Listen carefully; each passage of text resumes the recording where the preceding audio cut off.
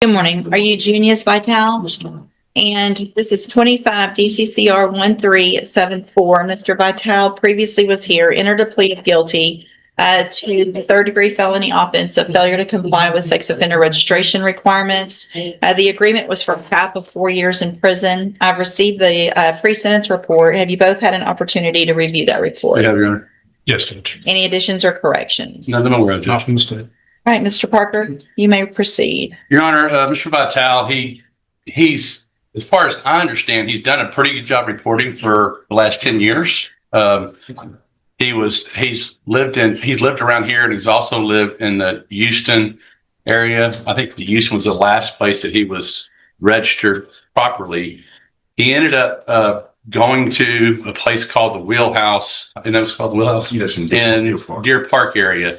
He tried to register there, but he wasn't actually a resident. He was doing jobs out of there, but he was living in his car. And then when they denied him because of city ordinance, that's why he couldn't live there, city ordinance rules, then he appealed it and it still got denied. And then he applied. He was going back and forth between his sister's house in Beaumont and working there in Houston. And you tried to apply here in Beaumont as well. That's where I'm registered at Beaumont. So where are you registered right now? My sisters on Kipton folks in Beaumont. In Beaumont. Yes, ma'am. And that's where you're living and you are properly registered at this time. And I believe he's had some issues in the past. He had a substance abuse issue. He's done well with that. I think, he's not one that just ignored what he's supposed to do. I think he's tried, which is way more than I can say for a lot of people. And we're asking the court to give him probation, Judge. Mr. Smith? Judge, the state's going to argue for 4 years in prison in this case. The nature of the previous aggravated sexual assault of a child, I think the facts were fairly aggravating, and he was given probation initially, wound up getting revoked when he committed a new offense, and was revoked and sent to TDC for a 30-year sentence and then a 20-year sentence. It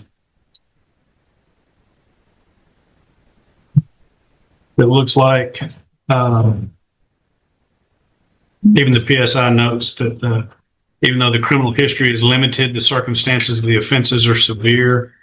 He was given probation in the past that resulted in revocation, and looks like he does try to justify his actions in the PSI interview. I may respond. Hold on. I just wanted to, when did you parole out? How long have you been out? 2015. 2015. And so since 2015, there haven't been any issues with reporting and it looks like, so while you were since you've been on parole, you've also gone to ISF, correct? Yes, ma'am. Okay. But while I was still in parole, I discharged in 2022. You did? Yes, ma'am. And I would just like to say that, part of his revocation was, as according to him, and I think the probation officer, was substance issues, and I think this is the turning point.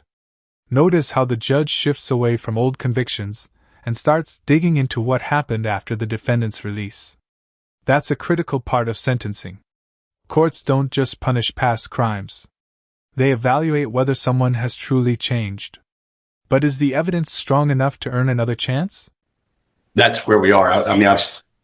She showed the document to me today, and I'm trying to get her to get the victim to go, or not the victim, this person to go to the DA's office and sign the document in front of them. And that should resolve the case, but I can't. Both cases? Both. So this is going to be the last reset. So either they go up there and do what they've got to do. They've got to go to the district attorney's office to do that. You can't just take something for them. They have to go do it. Okay. And if they don't, then when we come back, we'll have to work something else out. All right. This will be the last one. Don't wait till day before court, because Okay, well, Yeah. I'm just telling you. Talk to them and tell them if they don't go take care of this soon, then it's going to be you having some issues here in court next time. Okay. All right. You're free to go. Thank you, Judge. Thank you, sir. Mr. Rojas, you got Terrence Currington's the sentencing. Terrence Currington. Yes.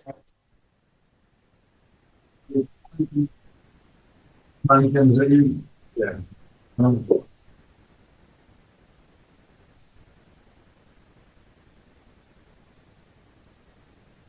Good morning.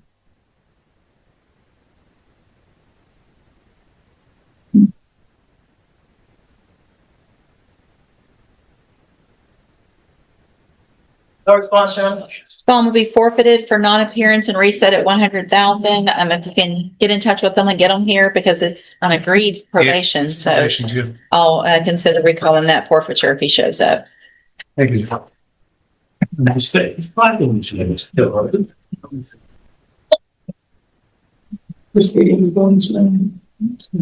I apologize. Yeah, she's.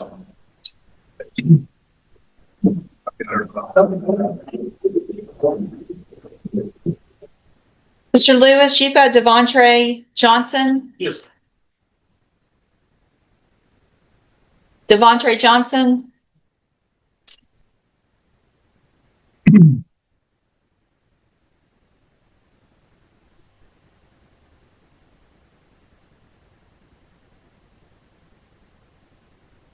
Good morning. Are you Devontre Johnson? Yes. And this is 25 DCCR 0438. Mr. Johnson is charged with failure to comply with sex offender registration requirement. And what is the announcement? Judge, notes on Ms. French's file show that there is a new fair to register case that's in intake right now. So she has withdrawn the 5-year cap offer that she made. Okay. So we request a reset. So that The one new should. case again. Okay, but it's already there and it can get taken care of before that next court date, I'm sure, if you'll make sure they know. So what I'll do is I'm going to reset your case about 30 days. It sounds like there is a new charge that could be indicted between now and then. Stay in touch with Mr. Lewis so that he can then get the information on that one, get a new offer from Ms. French, and we'll see where we are at the next court date. All right, you're free to go.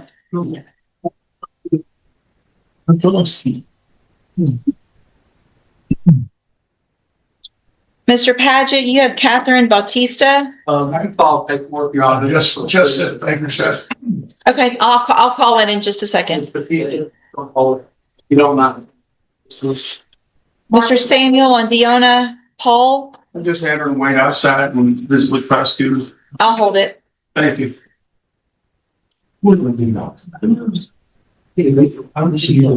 Yes. So do I need Okay. to call this one? What is it says there's that from Just to let you know, and at this time, that's, I came, right, just to let you know, it has not.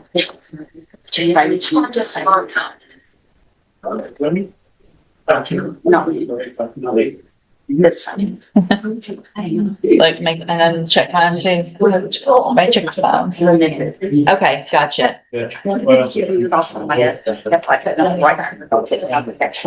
Oh, no, that's fine.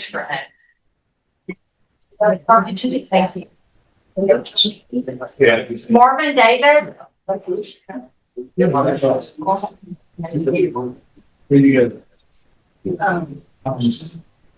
Hey, Mr. Kevin Lane Yes, Your Honor. on Sean Dage is the sentencing. You ready?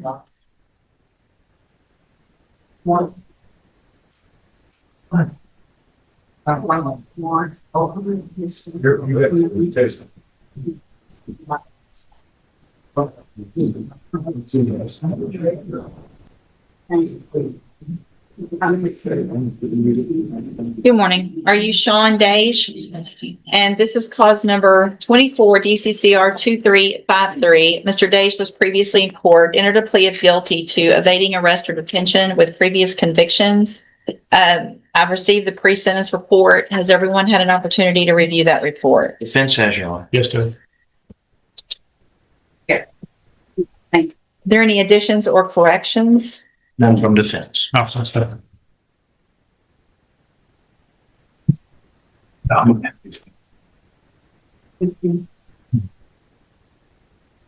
But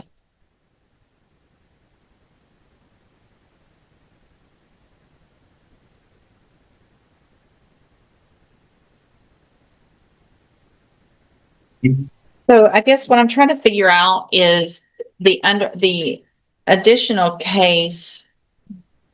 Was there an assault Your Honor, filed also as part of this? It was not filed, Judge. it was refused, Your Honor, according to the report, and it's hotly contested on the defense. Okay. Okay. So that's the burglary that was refused. Yes, Your Honor.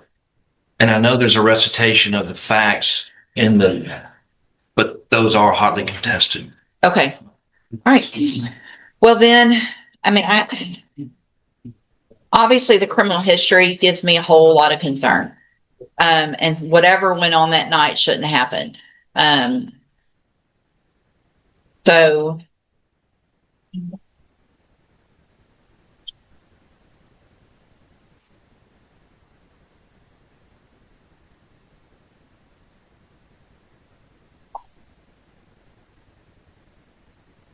I mean, I don't understand.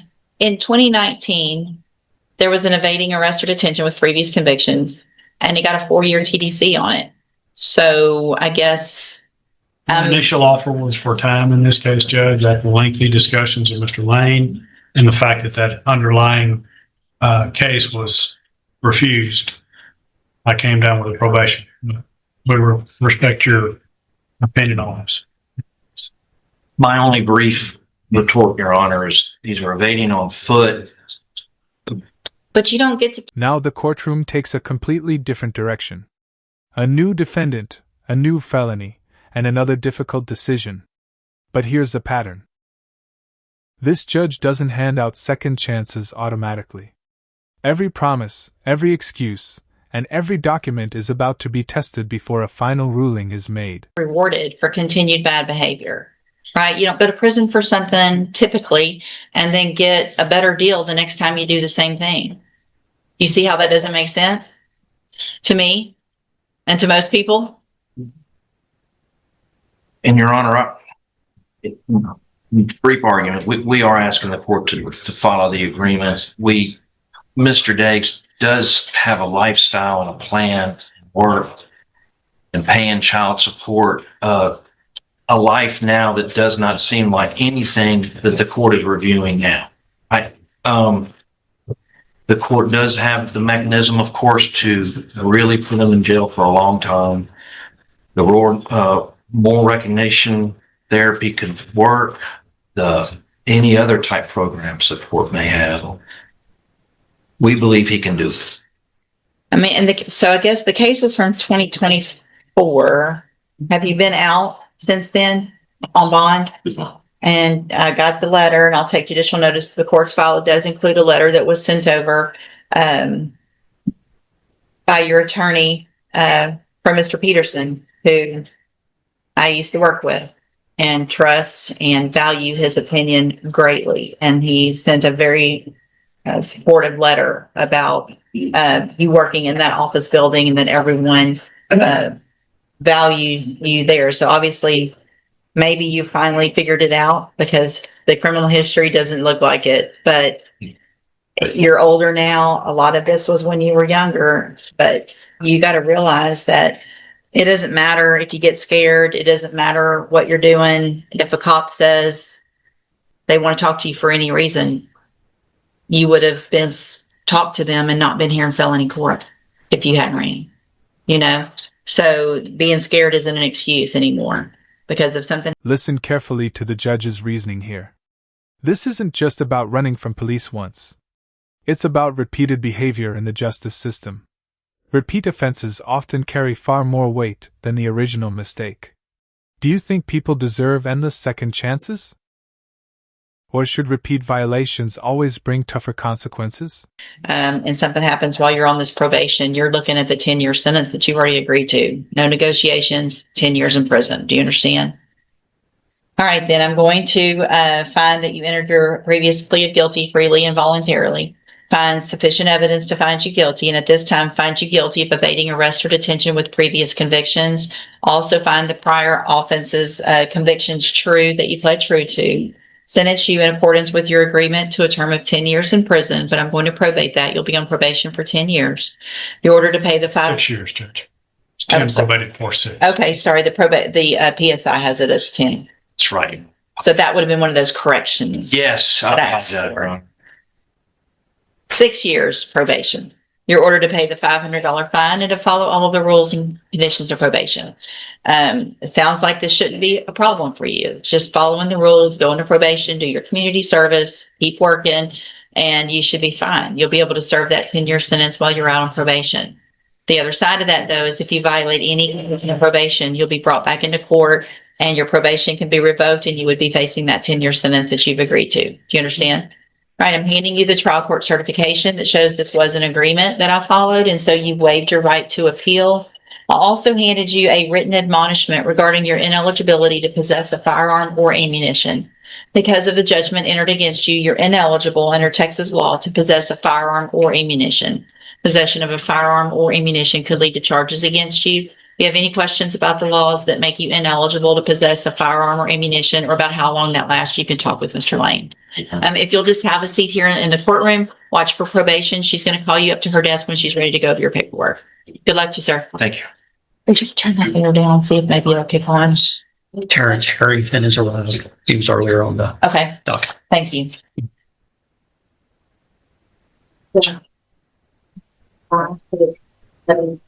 I know, I just feel like it's getting stickier and hotter.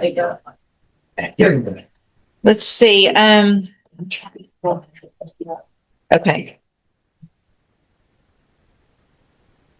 I'm kidding there. I already called it and he asked me to wait. Deanna Paul, Mr. Samuel? Right outside, so. I just visited with the prosecutor. Hold on, let's get everybody up. Okay. Thanks. I said thanks.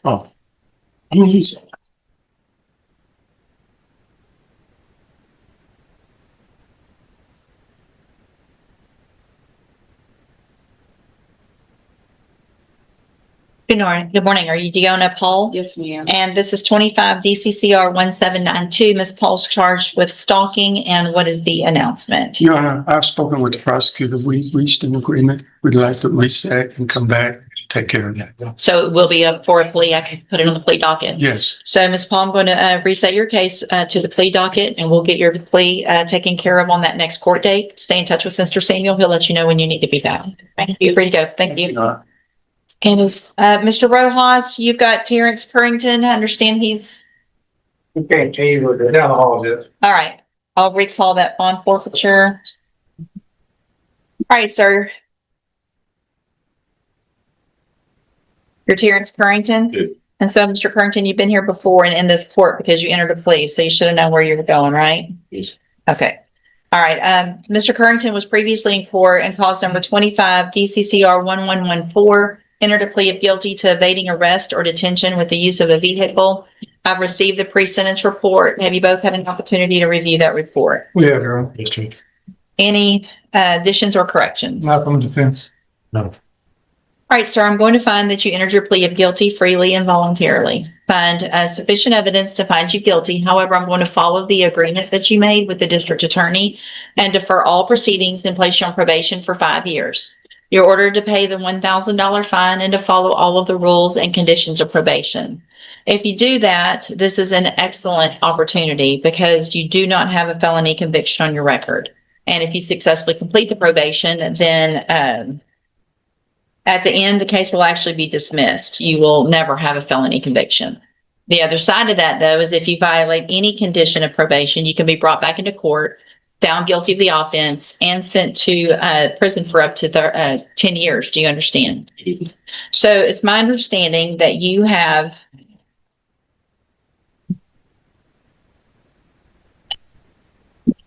a THC card through the Texas Compassionate Use Program. This exchange is more important than it might seem. Having a medical cannabis authorization doesn't place anyone above the law. The judge is making one thing crystal clear. Legal privileges come with strict responsibilities. It's a reminder that probation isn't freedom without limits. It's freedom with conditions. Okay, so here's the thing. If you have that card, you can only use what they give you and the amounts that they give you. Right? So when you were caught here, you had a whole lot more of stuff that you weren't supposed to have. 2.6 ounces. That's not good. They didn't charge you with it, but they found some. Inventory of the vehicle revealed a black backpack in the front seat containing 2 clear plastic bags of suspected marijuana totaling 2.605 ounces. That's not compassionate care stuff, is it? Really? It is. That's how they give it to you in little plastic baggies. No, that's, you see. She's asking if the stuff they, I'm asking you. is that. What? Here's the thing. I'm sorry. He's in the bag. Plastic bag. Is that how they give it to you? No, Okay. I put it in there. Why would you do that? For the smell. For the smell? Listen, To block the smell? really. Well, if you've got a card, then why are you trying to block the smell? But I just don't want to be right now. I smell like it. Well, how about don't keep it in your car at all? That too. That too. It's, So here's the thing. Having that card doesn't mean you just get to do whatever you want and be high and drive a vehicle. You shouldn't have it in your vehicle. You should use it for the purposes and the amounts and the times that they prescribe you to use it. If you're not doing that, then it's going to be a violation of your probation. So part of your probation order is that you cannot have it in a car ever. It is to be at your house, probably needs to be locked up depending on who else you live with, and it is to be used how it's supposed to be used. If there's any issue with that, then it's going to be a violation of your probation, whether you have the card or not. You understand? Okay. I'm handing you the trial court certification. It shows this was an agreement that I followed, and so you've waived your right to appeal. You need to have a seat here in the courtroom. Probation will call you up to their desk when they're ready to go over your paperwork.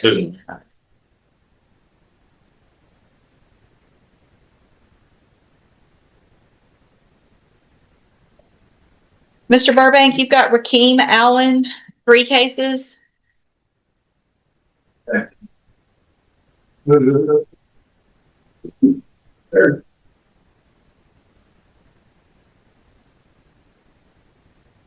morning. Are you Rakeem Allen? Speak up, please. yes, ma'am.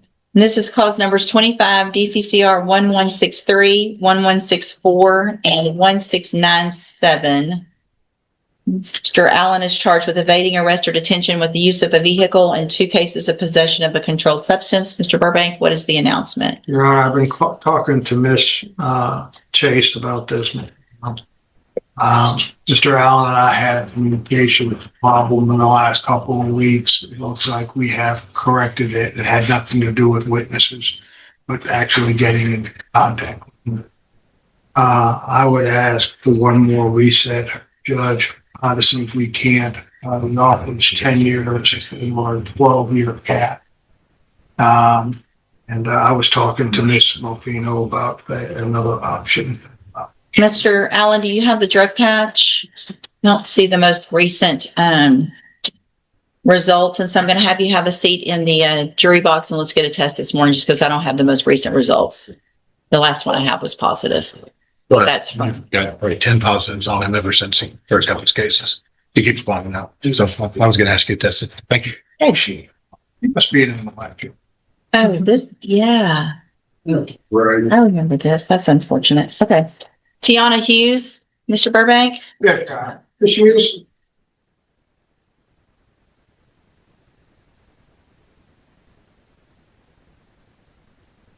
Good morning, ma'am. Are you Tiana Hughes? Yes, and this is 25 DCCR 1058. Ms. Hughes is charged with credit or debit card abuse. And Mr. Burbank, what is the announcement? I hate to tell you just one, a reset, this will be dispositive, needs to get her money together. She had had some problems with the bank and some other stuff, reference straightened it out.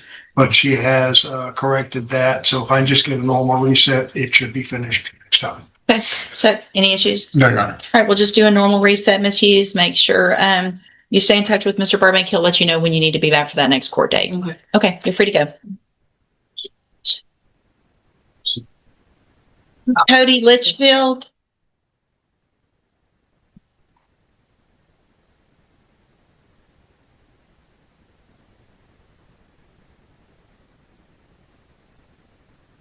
Good morning, you're Cody Litchfield.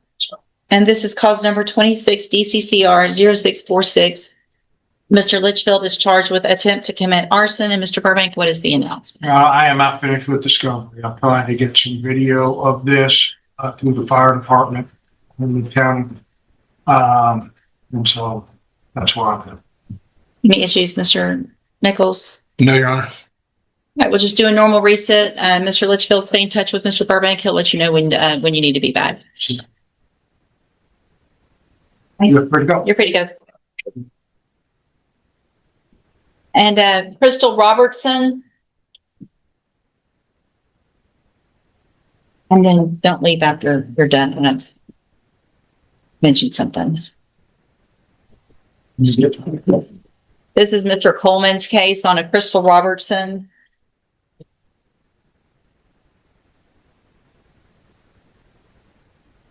Good morning, ma'am. You're Crystal Robertson. Yes, ma'am. And this is 25 DCCR 1526. Ms. Robertson is charged with forgery of a governmental instrument. And what is the announcement? Your Honor, she is in between jobs. What I mean by that is she has a job, she's just gotten a better job, and there is a bonus. She's going to a government entity. This is a case of restitution and then solution for final disposition. So I would ask Judge, and that was the intent of the prosecutor and myself, so that we can get this by her so that she doesn't have any felony conviction. When do you anticipate? July. Okay, so we'll just do a normal reset. Yeah, sure. And so, Ms. Robertson, I'm going to reset your case normal about 30 days or so. Stay in touch with Mr. Burbank. He'll let you know when you need to be back. Right. Okay. I think that's all. Is why he didn't. Well, yeah, I mean, it was revoked a year after based on a possession case. And that, I mean, I don't disagree with Mr. Smith, but the criminal history, I mean, we're talking about 1991, 1993. We've had 11 years of reporting, and the wheelhouse is somewhere. I understand you're trying to get some help and do some good things, but you understand you can't do that if you can't. Yes, ma'am. You have to be able to be somewhere where we know where you are Yes, ma'am. and that you're properly registered. And that's when they went and denied me out there. Go ahead. When they denied me out there, so I talked to them. And when I came, I said, I'm just going out there and going, register, back in Beaumont. And then I was still trying to, continue, so working the program. Right. Drug and treatment program. So, are you clean now? Yes, ma'am. As today's hearing comes to a close, one lesson stands out above everything else. Every defendant entered this courtroom with a different story, but the judge asked the same question each time. Have your actions earned trust? In the end, courtroom decisions aren't driven by emotion. They're driven by evidence, accountability, and the choices people make after their mistakes. Okay. Have a seat in the jury box. I'm going to have you drug tested this moment.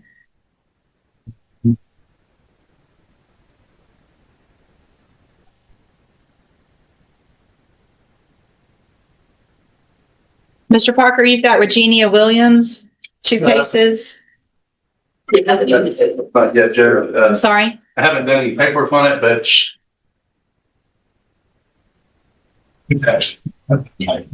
this is Ms. Malfino's case. We're supposed to be providing Ms. Malfino with an affidavit. We have a copy of the affidavit, but it hasn't been signed. I told her that the person needs to actually go to the DA's office to present it to him.